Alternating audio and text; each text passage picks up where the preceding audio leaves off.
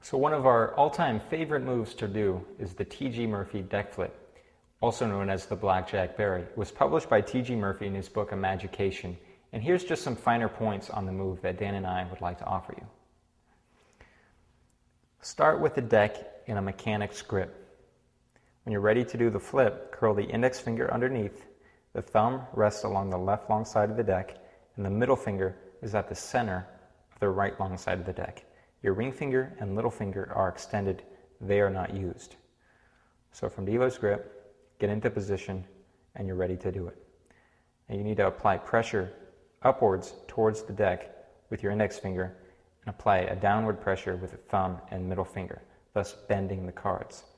This puts enough pressure on the cards so that if you were to release the grip with the middle finger, the packet is going to flip 360 degrees over and land face down in your hand. So I'll do it once and then I'll break it down. So notice that I extended all the fingers. What I mean by this is as soon as I let go with my middle finger, I also extend the index finger and the thumb, opening my hand wide so that the deck has enough room to land back on my palm without touching any of these fingers. So that's it. It lands in the palm, the fingers are extended, and the thumb, and then I grip the deck like so, squaring the cards if necessary. So once again, that's it. That's the TG deck flip. Now another point I'd like to make is as you do this, my index finger kind of kicks this packet further. I'm not only just releasing the grip with my middle finger. If I were to do that, the cards, they wouldn't flip all the way. So what I'm doing is kind of not really jerking, but sort of flicking the deck with my index finger, like that, like that. This causes the packet to quickly flip over. You could also do a double or a 540 just by applying more pressure with the index finger, like so. And it's all about the timing in catching the cards. You can lower the hand to catch it face up. And that's the TG deck flip. There's many applications for this effect, not only in TG's book, but in our notes, the system DVD, and in these DVDs as well. You guys are going to have a lot of fun with this. It's a beautiful move. I hope you enjoy it. Thanks.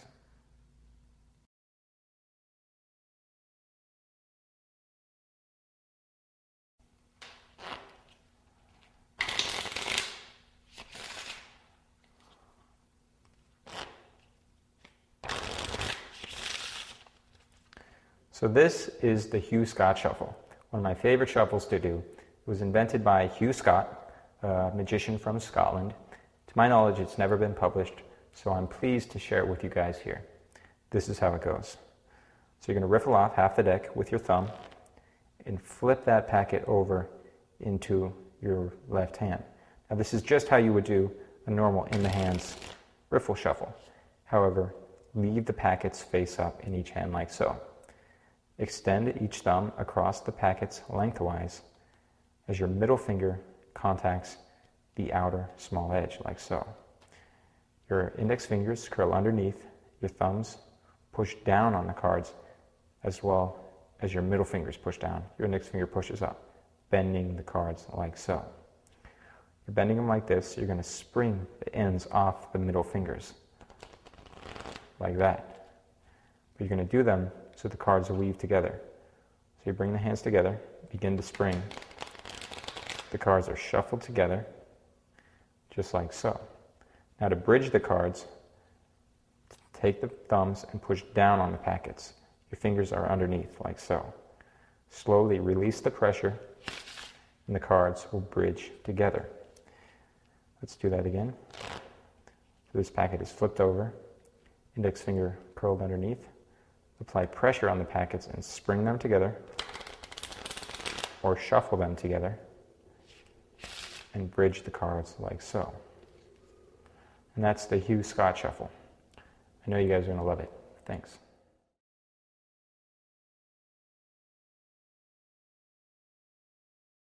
Dave and I get a lot of compliments on our lapel spread, particularly at conventions. Magicians are always coming up to us and saying, "Wow, that's a really nice lapel spread."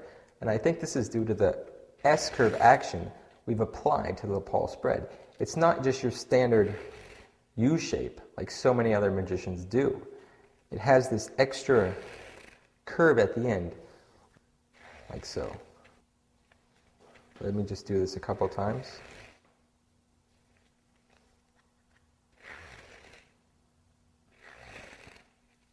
It's very easy to do, and I'm surprised it hasn't been done before. Maybe it has, but I haven't seen it. So let's go into it. Let's go back to the beginning of how to do the Paul spread. The most important thing you want to do when executing the Paul spread is get the cards to riffle off the fingers one at a time. That's probably the most important factor. Just like a card spring, you want the cards to riffle off your thumb one at a time till you get an even spring. Same thing goes with the Paul spread. Just practice springing the cards off your fingers one at a time. Nice and smooth. Okay. So that's the Paul spread. Once you have that, you can just carry these cards from left to right using your fingers underneath as support for the cards so they don't fall. Let's try it up here. Okay, so that's the basic Paul spread in a basic explanation. There's lots of books on this, so you can get further information from those. Let's go into the S-curve. Very easy to do once you understand and can do the basic horseshoe-shaped lapel spread, like so. So there's your lapel spread, but you still have half the deck in your left hand. With that half, you're going to move your right hand forward, but continue springing your left hand cards. This essentially causes this S shape. U shape, half the cards, push forward or move your right hand forward and continue springing the left hand cards, like so. And you get this nice elongated spread. So here's the lapel spread a few more times from slow motion, or as slow as I can go. And once more. Notice that the upper half of the deck, you execute the normal lapel spread, this horseshoe-shaped fashion. You rotate you move your right hand forward and continue springing the left hand cards to get this U shape, this S shape. Once more. And there it is, the lapel spread S curve. It's a great improvement to the original lapel spread. I think you guys will really enjoy it.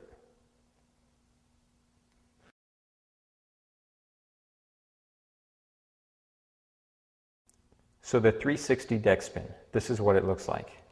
Not a whole lot is happening, but it does provide a nice transition into other flourishes. This is how you do it. Grip the deck in a biddle type grip with your index finger curled on top and your middle finger hanging over the outer edge closest to the outer corner, just like so. You're going to raise the deck into a vertical position so that you're looking at your thumb, like this. Open your left hand, ready to catch the cards. The hands don't need to be very far away, they can be fairly close. This is a very tight move. When you're ready to do the spin, you're going to release the grip of the thumb, and the packet is going to rotate around this middle finger, like so. That's all that's happening. You can see. Now it does rely on gravity, so it's hard to do in slow motion, but you're just letting the deck fall into your left palm, like so. And it's revolving 360 degrees. So this is just something really quick you can do. Instead of an all-around square up, just give it one of these, and it looks a little more flashy. And that's it, the 360 deck spin.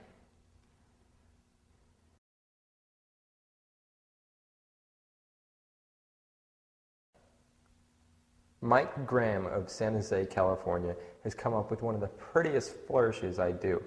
Thankfully, he's allowed Dave and I to teach it on this DVD. Here's what it looks like.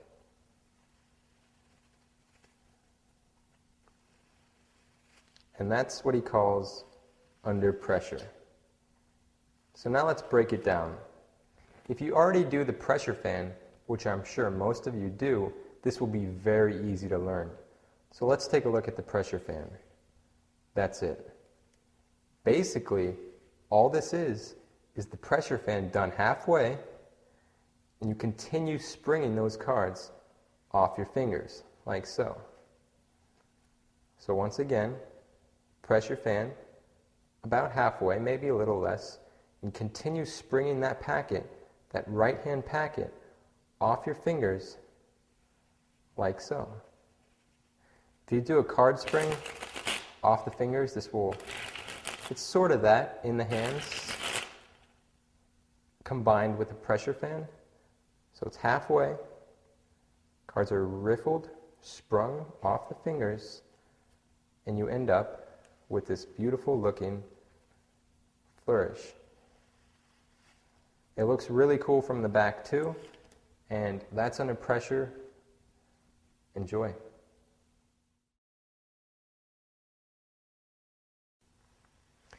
Here's under pressure from my angle, and I think you'll agree that it looks just as good from the over-the-shoulder view.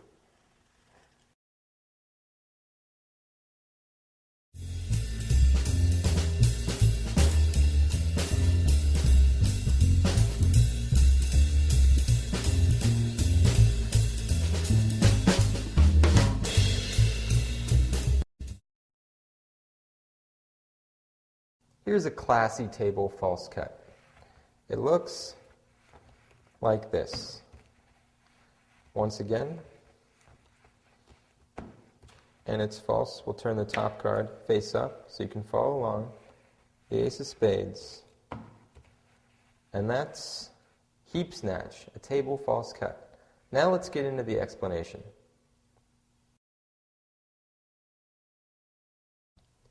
We'll leave the ace of spades on top so you guys can follow along. What's going to happen is you're going to strip out a center portion of the deck with your left thumb and ring finger. Just grab a portion in the center and pull it out to the left, like so. About a third of the deck will be just fine. Your right hand strips out its two packets, maintaining the gap, the separation. You're going to rotate this packet around to the left side of the tabled packet and drop its bottom packet like so. Jog to the left. You're going to carry the top packet over to the right, and it aligns with the bottom packet. Once again, strip out a center portion. Your right hand strips out its two packets, rotates around to the left, drops the bottom packet off, out jog to the left, top packet moves to the right and aligns with the current bottom packet. So that's the first part. You're going to strip out the right two packets like so, maintaining the separation.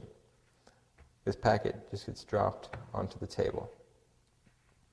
You're going to kick or rotate the top packet back, the ace of spades, with your right middle finger, like so. And you're going to leave it out jog to the right. The remaining packet gets replaced onto the deck, aligned with the bottom packet. I'll simply strip out the outjogged right packet, the top block, and set it on top. And that's the false cut. Go over that a few more times. Strip out a center packet, your right thumb, your left thumb and ring finger. Right hand carries its two packets, keeping the separation, around and to the left. Drop off the bottom packet, carry the top packet over towards the right, re-strip out those two packets, kick the top packet, the ace of spades, over with your right middle finger, out jog it to the right. This packet gets set on top, aligned with the bottom packet. Now you can easily just strip out the last packet and place it on top. And that's part one of the false cut heap snatch.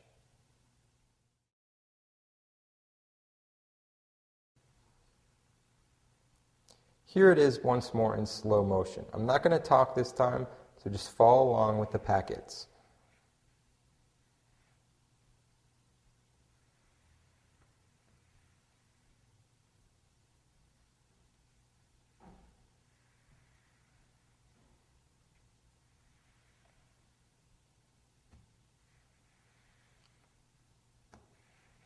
And we'll do it once more.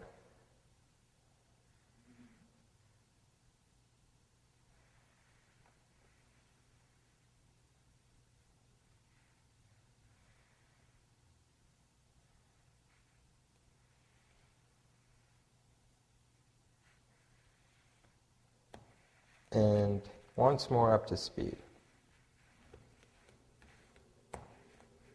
And that's heap snatch.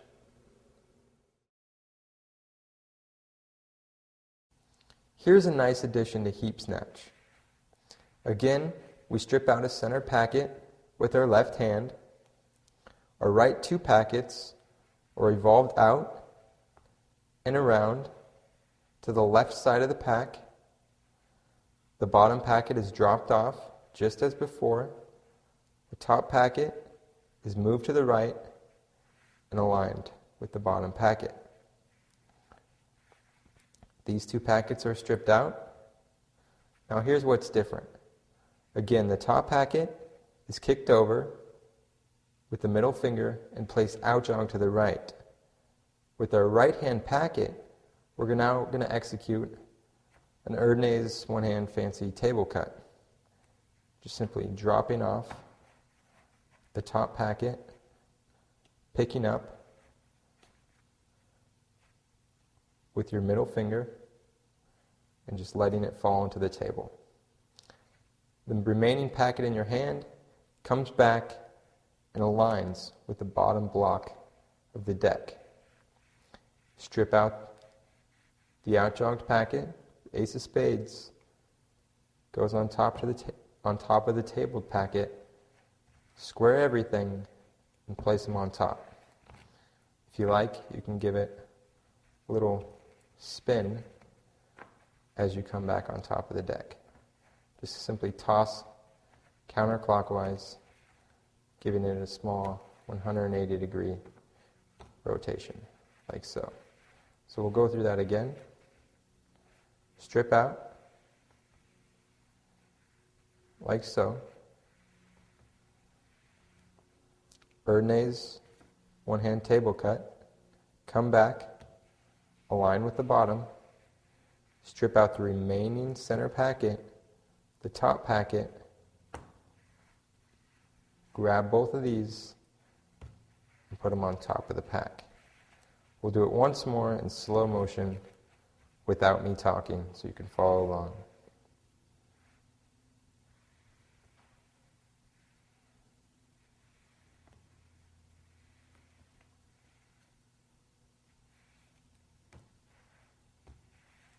And that's heap snatch.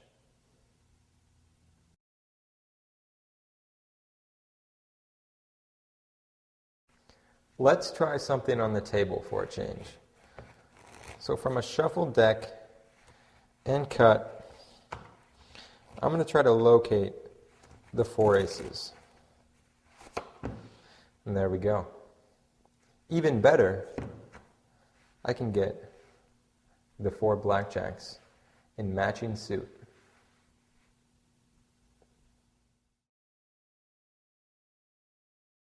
Okay, so let's take a look at the setup for the blackjack production. On bottom, you want the ace of clubs, the jack of diamonds, the ace of diamonds, the ace of hearts, and the jack of spades. This 5-card block you want on bottom of the deck. So once again, the ace of clubs, the Jack of Diamonds, the Ace of Diamonds, the Ace of Hearts, and the Jack of Spades. On top of the deck, you want the Jack of Hearts, the Ace of Spades, and the Jack of Clubs. These three cards go on top. Once again, the Jack of Hearts, the Ace of Spades, and the Jack of Clubs. So that's our setup. We're ready to begin. If you want, before you go into the actual production, you can give it a few blind shuffles, making sure to retain the top and bottom block of the deck. You can also go into heap snatch, the false cut we just explained. Once you're there, you can get into the production. So to start, you want to riffle down 2 cards with your left thumb. 1, 2. Your right hand comes over, just as you would do for a normal table riffle shuffle. You're going to pick up a block with your right thumb. Now you're simply going to slip cut the top card with your left hand to the left, keeping those 2 cards that you dropped onto the table below your right hand packet, like so. So when you come down and separate, you're going to end like that. I'll do that again. 2 cards, pick up, slip cut the top card to the left. This packet comes out and aligns with those 2 cards you dropped onto the table. Okay, so that's it. Now just give it a riffle shuffle, making sure you start shuffling with the right hand and end shuffling with the left hand. What I mean by that, just start shuffling with your right and end with your left. This will put a block of cards on bottom of the right hand packet and a block of cards on top of the left hand packet, like so. Revolve the packets up, like so, and pinch both packets together with your thumb and fingers at the edges. Thumb pushes in the Ace of Diamonds, so your left thumb in jogs the Ace of Diamonds, out jogs the Ace of Diamonds half its length between the right hand packet. The same thing goes for the top card of the right hand packet. You in jog half its length into the left hand packet, like so. Now, just pinch the packets together and strip out, like so. And there we have the production of the 4 aces. Now all the cards will strip out. Because we push those 2 aces in, they will end outjogged, like so. You can drop those onto the table and show the production of the 4 aces. Let this sink in, because they don't know what's going to come. So once they've registered, you've produced the 4 aces, hit them again with the production of 4 blackjacks. So let me do that again. Just put these back together. So we have 4 aces. Simply pick up the deck, one of the packets, thumb on top, fingers below. You're going to drop everything, holding back the top and bottom cards. This is very easy to do, like so. And there we have the 4 blackjacks. And that's the blackjack production.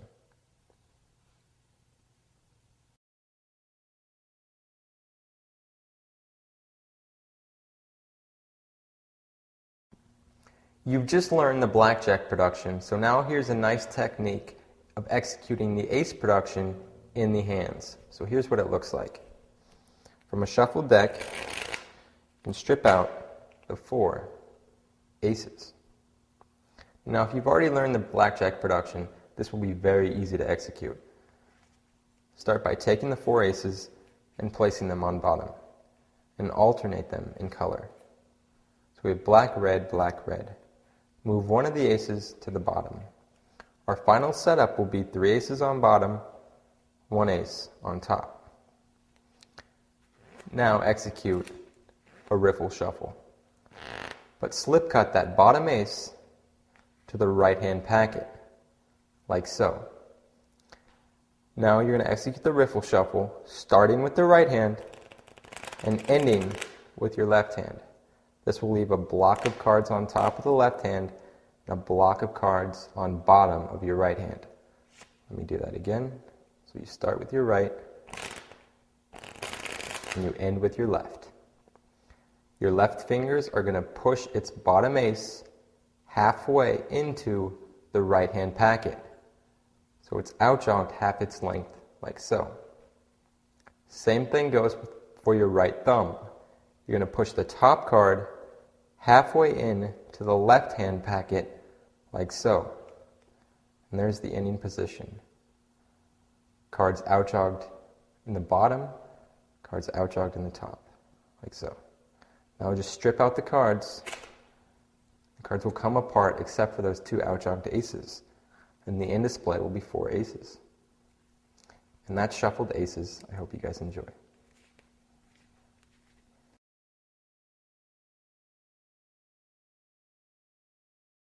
The 40 flourish. Here's a really nice looking 1-card table production. We'll take the 3 of spades and we'll lose it somewhere in the center of the pack. I'll spread the cards on the table. Now watch close. This is really cool. All the cards revolve around, except for one, the 3 of spades.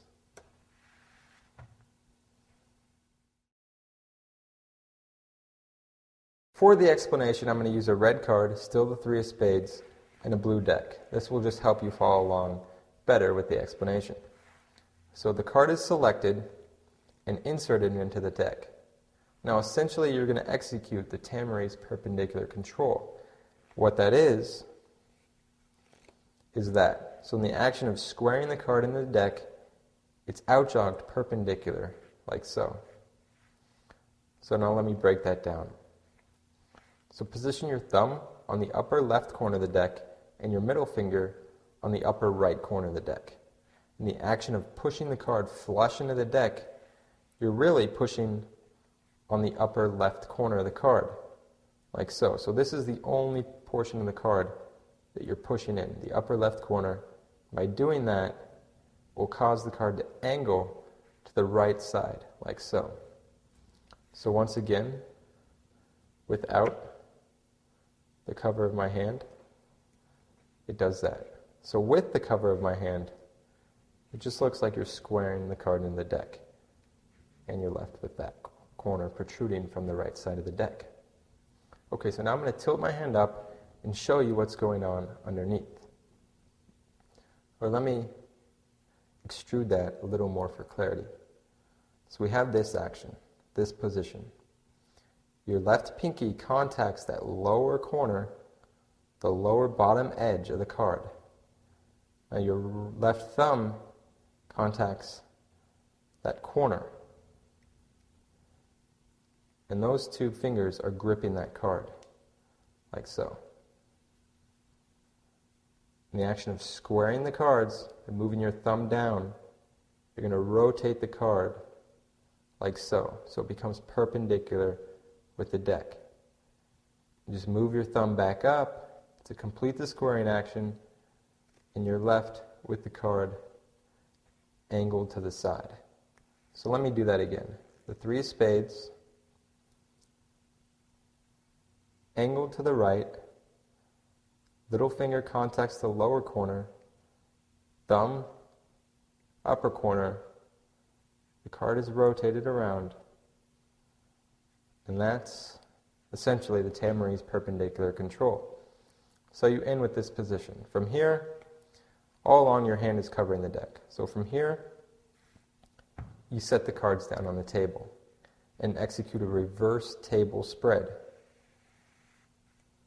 Simply like that. It's really easy to do. Just put the cards, apply pressure, and instead of going from left to right, go from right to left. Do that with about half the cards, so you still have a block of cards on top. Execute a normal spread with the remaining cards, thus covering that side jogged card. So execute the normal spread. Let me just start over. So execute the reverse spread, cards there, a normal spread back over. This will allow you to pick up the spread and you get this effect. It seems impossible, but it works because you have two spreads going in opposite directions. This right here is a Jerry Andrus idea. So once again, you have your two spreads. Just dig your fingers under the spread and tilt up. It's really easy to do if you do a nice even spreads going both directions. So once you're here, notice my fingers on the bottom portion of the cards, the lower half. Same thing goes for my thumb in the back. This will allow me to take my index finger, my opposite hand, and contact this right outer edge. Notice I'm not on top, I'm not on the corner, I'm on the outer edge, right about there. So now essentially what's going to happen is you're going to move this finger straight across like so, starting from here. But I'll go up here to demonstrate what it's going to do, straight across. And when I do that, well, I didn't get it that time because I was trying to demonstrate, but let me just start over. Actually, that's a good thing that happened because I want to demonstrate to you guys the falling action. So the index finger just moves straight across, and that's what it looks like. That's all you want. You don't want your index finger to drop down. Just follow through, straight across. Don't do this, because you're going to eventually contact that outjogged card and bring it down with the cards. So watch it. Straight across. It's still up here. You don't want it to land right here. Still up here.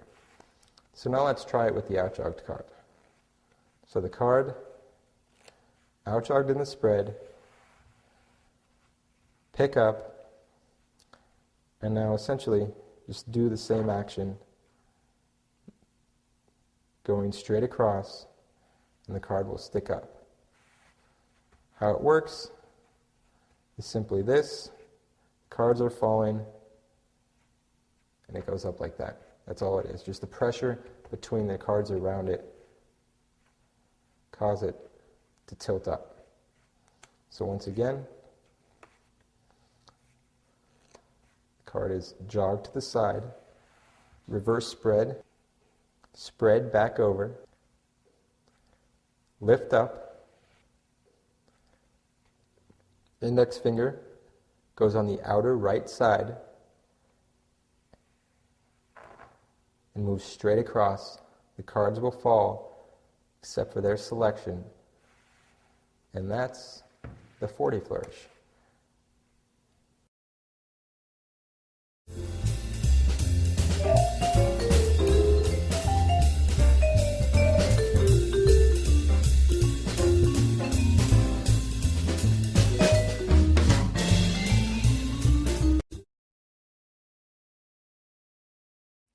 So here's a version of the snap change that happens all in your left hand.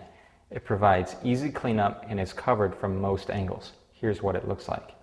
So you take a card, and just like that, it changes, and you're left clean. And that's what I call the click change. So let's get into the explanations.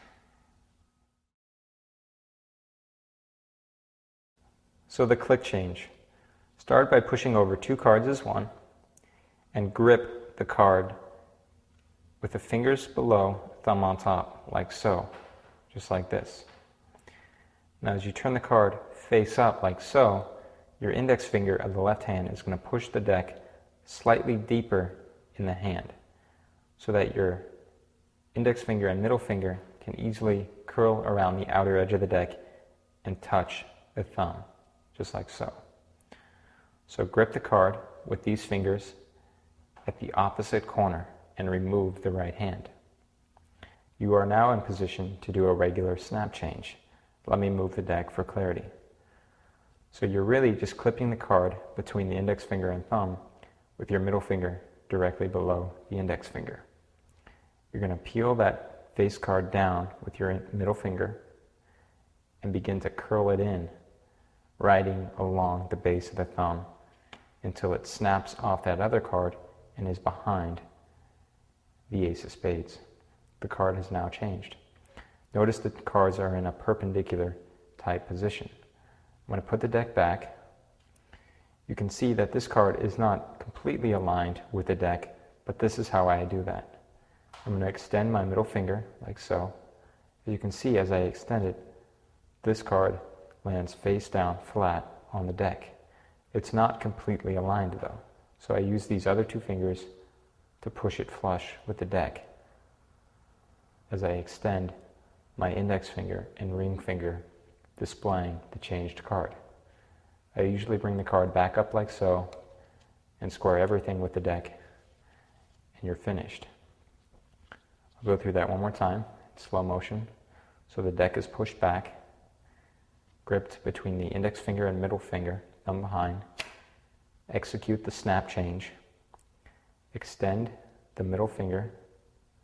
Square the card with the top of the deck as you extend the index finger and middle finger, displaying the changed card. From here, you can do whatever you like. The change is complete. And that's what I call the click change.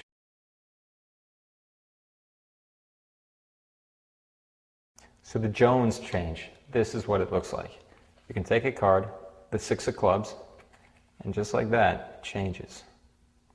And that's it. It's the Jones change.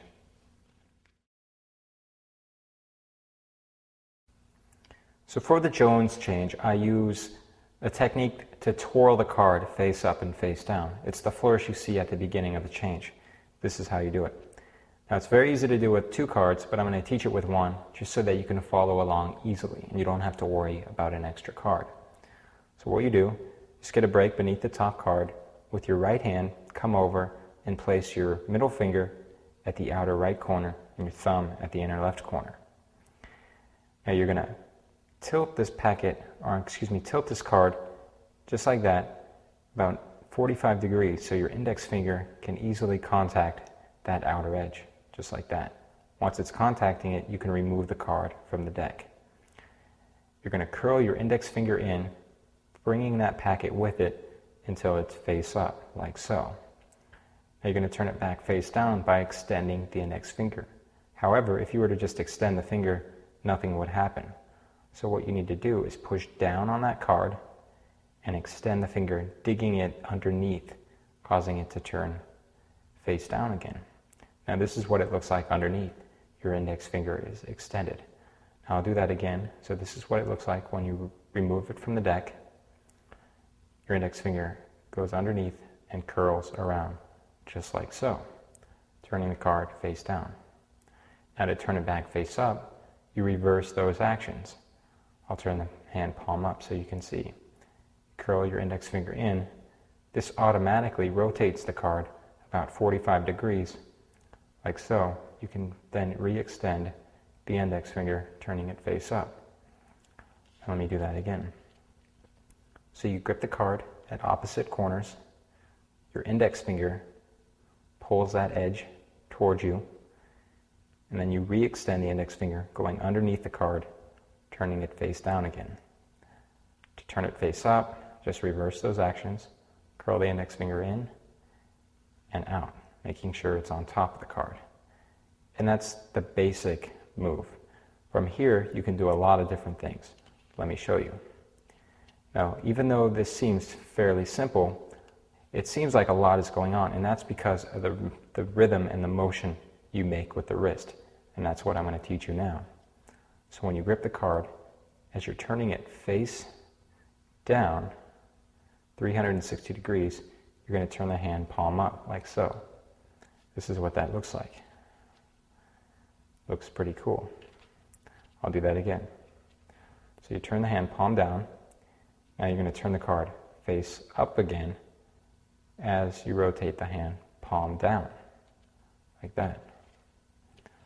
So you rotate the card 360 degrees as you turn the wrist, palm up, rotate it another 180 degrees back around as you turn the hand, palm down again, like so, and the card will end face up. Now this works great as a double lift, so for instance, if you have a break beneath the top two cards, you can pick up those two cards, do the move, and you've completed a double lift. A very nice, flashy, flourishy double. Now you can also, from here, come back around. Now with your thumb, continue to rotate that card back around so it lands face down on the deck. Do that again. So you can show, say I'll take the 6 of clubs and then go into any ambitious routine or routine using a double lift, such as you'd like. And that's the basic card twirling move I utilize in the Jones change.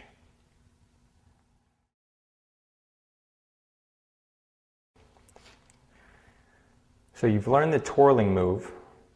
To do the Jones change, you need to get a break beneath the top two cards and lift up those two cards with your middle finger and thumb, just like I explained in the twirling move.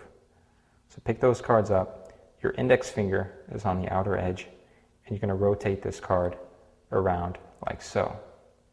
Now when you're in this position, show the card, curl your index finger back underneath until it is like in this position, like we explained. However, you're not going to place it back on the deck. What you're going to do is curl your middle finger in until this bottom right corner comes into contact with the pad or the palm of your hand, like so.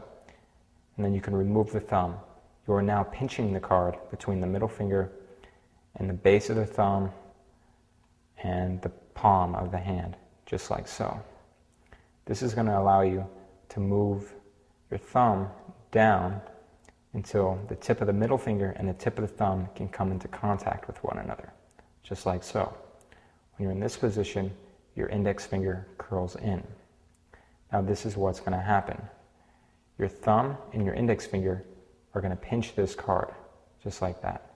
However, your middle finger continues to contact that corner. What you're going to do is extend the index finger and the thumb so that it is no longer in contact with the crotch of your thumb, this area right here. When you're here, if you curl your middle finger in, those two cards begin to rotate counterclockwise. That's exactly what you want to happen. However, you're going to use the inertia you apply to that corner from the middle finger to swing those cards around over 180 degrees so that they end right there. They'll stop at the base of the thumb as there's no more room for them to continue rotating. So when you're here, extend the thumb and index finger so that it is not in contact with this area, and quickly curl the middle finger in, causing those two cards to swing around like so. Now normally this is done elevated into a vertical position, so gravity will naturally want to pull those two cards down.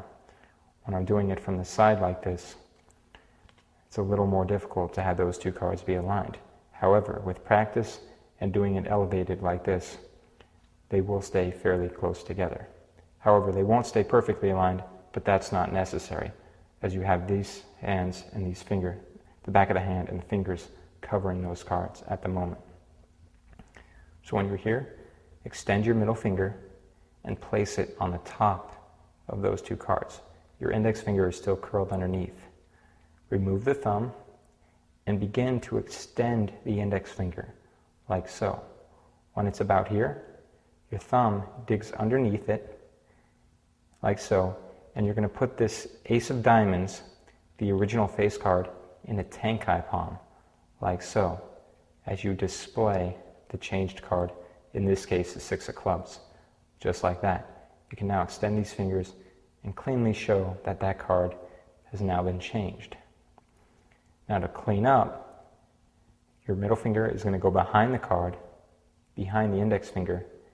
You're going to extend those fingers like that and place it behind the card in tenkai, essentially putting it in tenkai palm.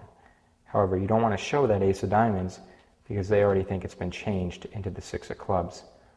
So as you do that, rotate your hand, palm down, as you turn those 2 cards back face down on the deck like so, and you end cleaned. And that's the Jones change.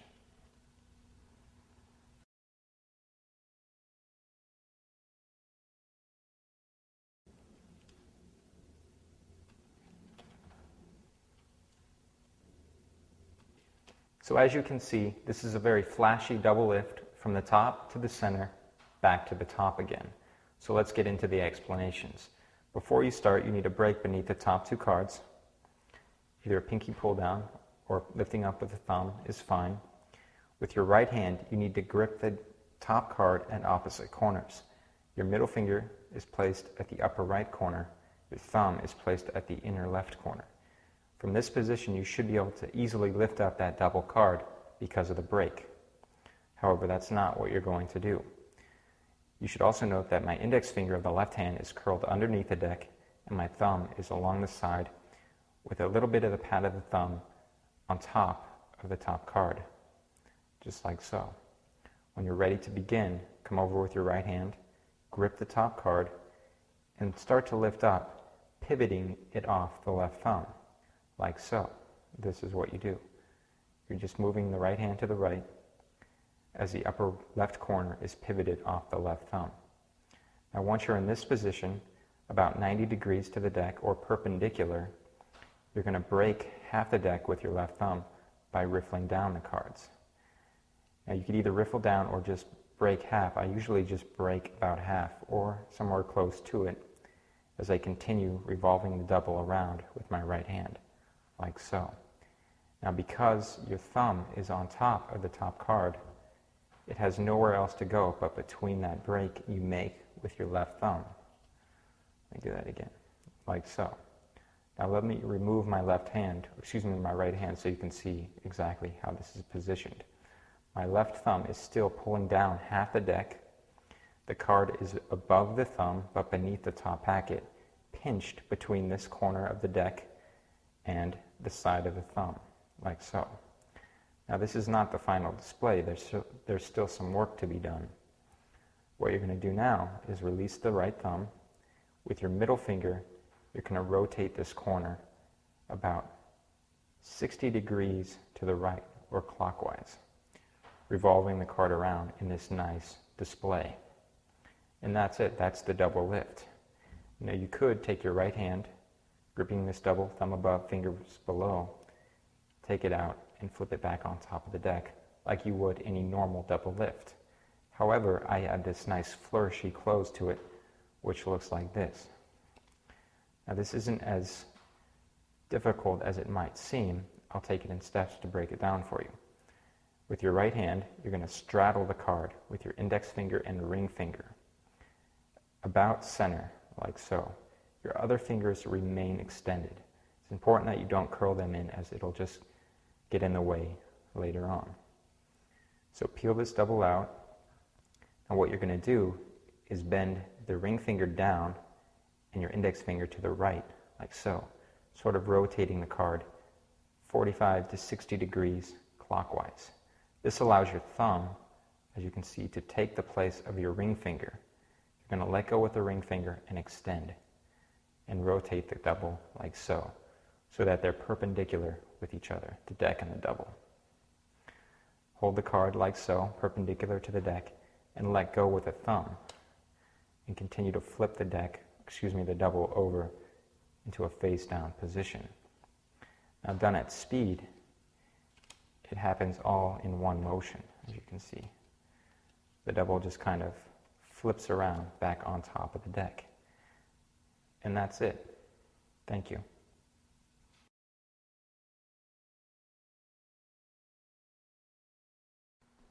Ethan Friday, a friend of ours from San Diego, has come up with a clever transition between the Queen's trick and the Collector's trick. So here it is.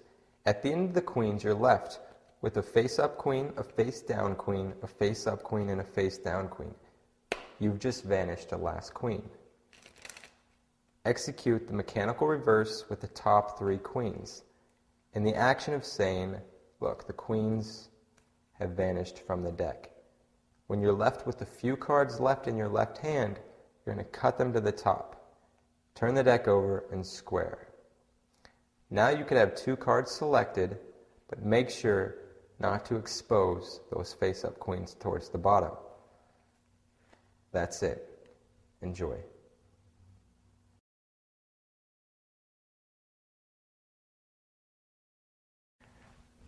Here is real time.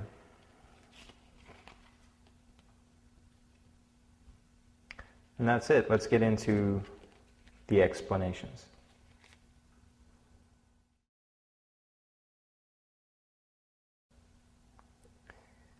Remove the 4 aces from the deck. Here's the setup. You need the ace of clubs face up on top, followed by the 2 face up red aces, followed by the face down ace of spades, like so. Obtain a break beneath the top 3 aces, just like that. What you're going to do now is clip steal the 3rd ace, the 3rd from the top ace, in this case the ace of hearts. How you do that is under cover of the right hand. Your ring finger is inserted into the break, your thumb rests along the top of the deck, and you're going to push that card about 3/4 to an inch of the way out, just like so. Now your right hand will be over the deck like this, covering that exposed view. Now you should also notice that this corner is in perfect position to be clipped between the little finger and 3rd finger of the right hand, which is exactly what you want to do. This is the clip steal. So clip it between those 2 fingers and pull it all the way out. Now as it clears, you want to continue to hold a break with your 4th finger, like that. In a moment, you're going to stick this finger all the way underneath those 2 cards. For now, just hold it here. With the clipped card, you're going to come up and stick it underneath your watch or a sleeve of the jacket. A watch, however, does work best. So you clip it underneath your watch until it's secure, and then you can remove this hand. However, when you're here, insert your ring finger beneath the top 2 aces and come over the deck with your left hand, with your right hand. Now I'm going to remove my right hand so you can see what the following actions are going to be. What you're going to do is extend your left middle finger and ring finger like so, clipping the top 2 cards between them. Now notice these 2 cards are not flipping over. They're simply revolving 180 degrees counterclockwise, like so. Now this is easier when the hand is over the deck, like so, as you can use the right fingers as support, like so. When you're here, notice you end with your right fingers on top and thumb below of these 2 aces, which allows you to smoothly peel off that top ace, turn the right hand palm up, showing all 4 aces. Now I like to end giving the ace of spades a nice pirouette flourish, displaying all 4 aces. And that's real time. I will go through that one more time in slow motion for you. So here's the setup. You have a break beneath the top 3 aces. Clip steal the 3rd ace. Its bottom left corner is inserted beneath your watch. In a wiping action across the deck, the remaining 3 aces are produced. And that's it.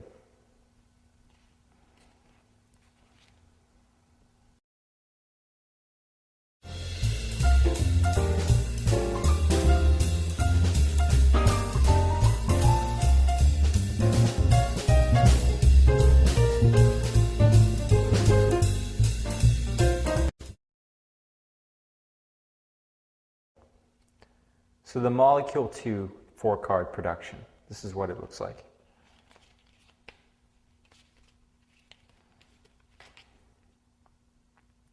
Now I should note that this also retains the order of the entire deck while producing the 4 aces, or any 4 cards for that matter. It does require you to already know the Molecule 2 cut, which was taught on the System DVD. So let's get into the setup. Start with the 2 red aces on top and the 2 black aces on bottom. Turn the top ace face down with the second ace face up. This is your setup, like so. When you're ready to begin, get a break above the bottom two aces. Now, it doesn't have to be exactly above the bottom two. You can pull down, 3 to 7 cards with your little finger, as long as you make sure it is above those two bottom aces. Hold a deep break with your little finger. What you're going to do now is a halo cut, which is basically you're picking up the deck and swing cutting half the cards into your left hand while retaining that bottom packet, like so. Just like that. Now you can let go with the break, you don't need it anymore. Swing cut half of your right hand packet back onto the left hand, but hold a break. Take this packet on top. You're going to use your ring finger to steal out that packet, the packet above the break, just like so. You're going to slap that down on top. You now have a break in the center of the deck above the two red aces, and the two black aces are on bottom. Now all you have to do is the molecule 2 cut from the break, so you're picking up half the deck, perform the molecule 2 cut, strip out the center packet. Now instead of letting go, which would be the molecule 2 cut, your index finger and ring finger are going to strip out the top and bottom cards of this top packet, which are aces. But don't let this packet fall flush with the deck yet. Your thumb is inserted between the gap, and it's going to revolve the other black ace around and up to the top as you push it forward and spread the 4 aces to display them. And that's the molecule 2 4-card production. So let me run through that one more time in slow motion so you know the setup. Halo cut, retaining the bottom aces. False cut. Do the molecule 2 from the break. Strip out the top and bottom ace. Revolve the other bottom ace around into the top, face up, and display the 4 aces. And that's the molecule 2 4-card production.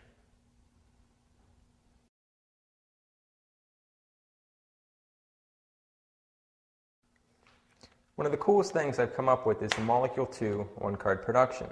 Let's take a look and see what that is. The 6 of clubs face up in the center.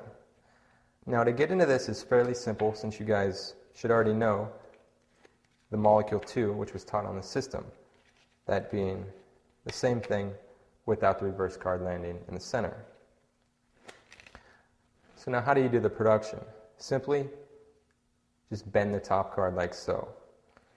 Thumb goes on the left side and just bends it like this.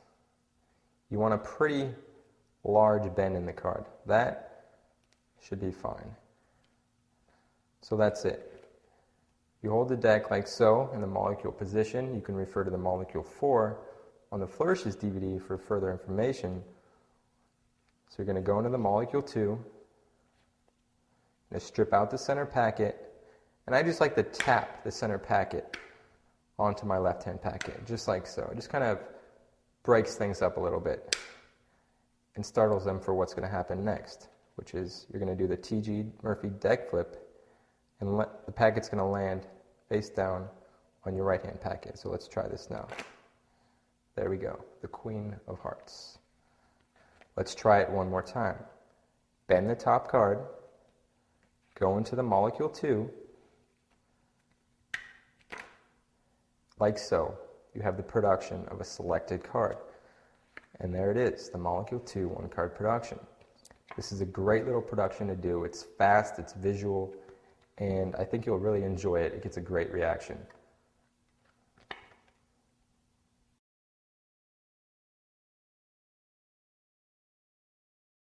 Here's an idea for a double lift using the molecule. Let's take a look at it. And it's a double. Here, I'll do it again. And there we go. Now to get into this is very easy. Just get a break under the top two cards, obviously. You're going to place your left middle finger on the upper right corner and your right thumb on the lower left corner. There's the grip. The card is pinched between those two fingers. You're going to rotate the card to the right with your thumb, like so. So it goes from here to here. Your left index finger goes under the deck and lifts it up, just like the molecules. Your right thumb is going to maneuver its double down, like so. Watch. It goes from here to here. Now simply just let the deck fall. So let me put that back. Just let the deck fall. You'll notice it kicks that corner and it rotates the card face up. You can continue rotating the card face up by dropping your thumb down to the deck, like so. You have your double lift, and you just turn it over as you normally would. So once again, you have the grip, rotate to the right, lift the deck up, move your right thumb down, drop the deck, continue rotating your thumb around so the card lands face up. And there you have it, a nice little double lift using the molecule technique.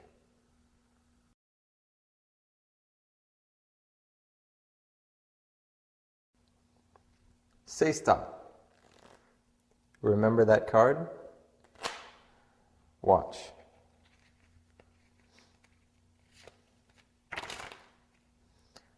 The four hearts, your selection, face up in the center.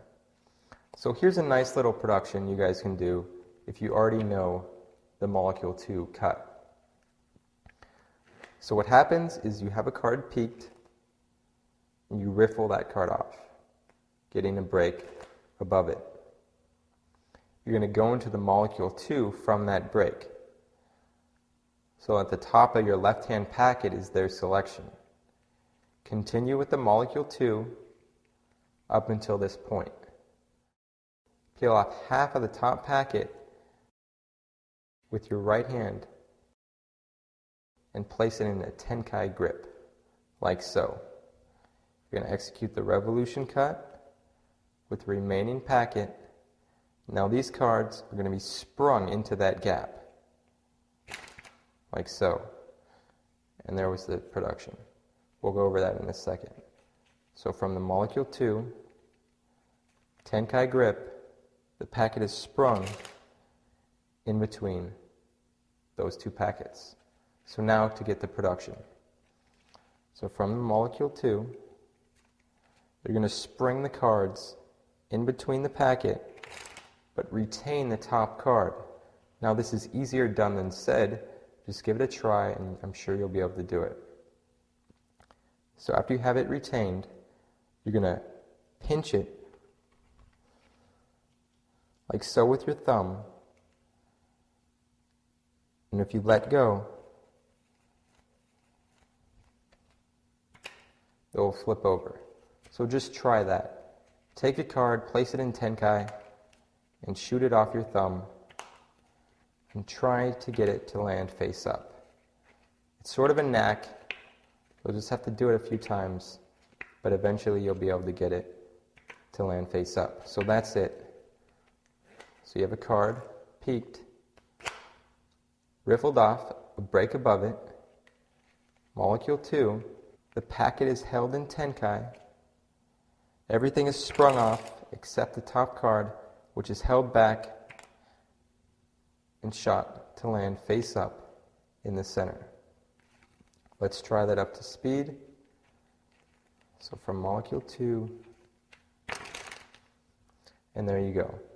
I don't have a name for it, it's just something fun you guys can play with, and there you go.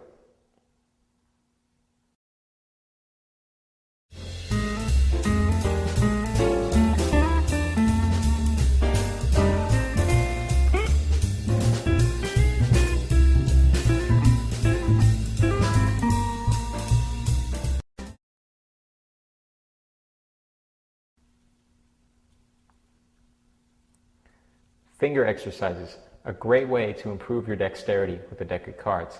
I'm going to show you several techniques that not only strengthen the fingers, but get the blood flowing before you start practicing in the morning.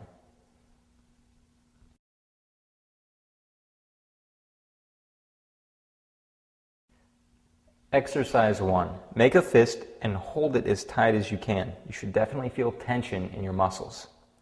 Hold it for a few seconds and then immediately extend the fingers as far as you can. Again, there must be lots of tension in your hand.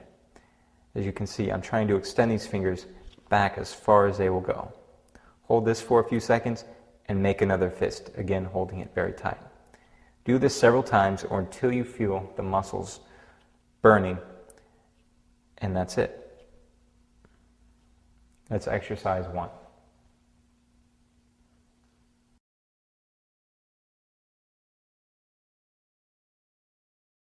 Exercise 2, very similar to the first exercise, except you're only going halfway in. For example, you extend the fingers like so and bring them halfway in, bending at the knuckles. Now you really want to bend as tight as you can. The tips of your fingers should contact the base of the fingers, like so. Hold it for a few seconds, extend the fingers. Do that a few times until you start feeling it burn. And that's exercise 2.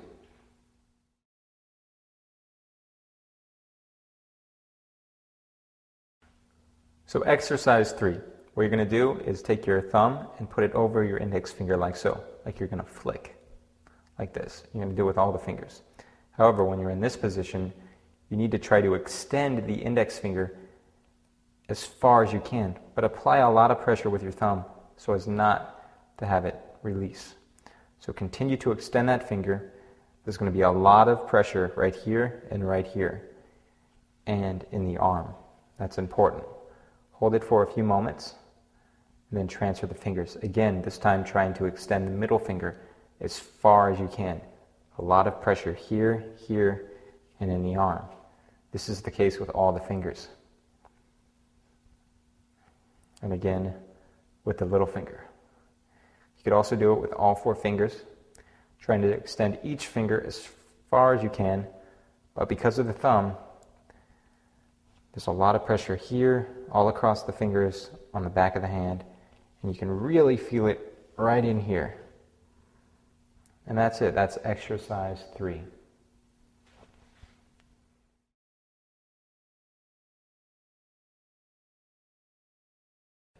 This last exercise not only strengthens the muscles in your fingers, but is also great for coordination, and it looks cool too.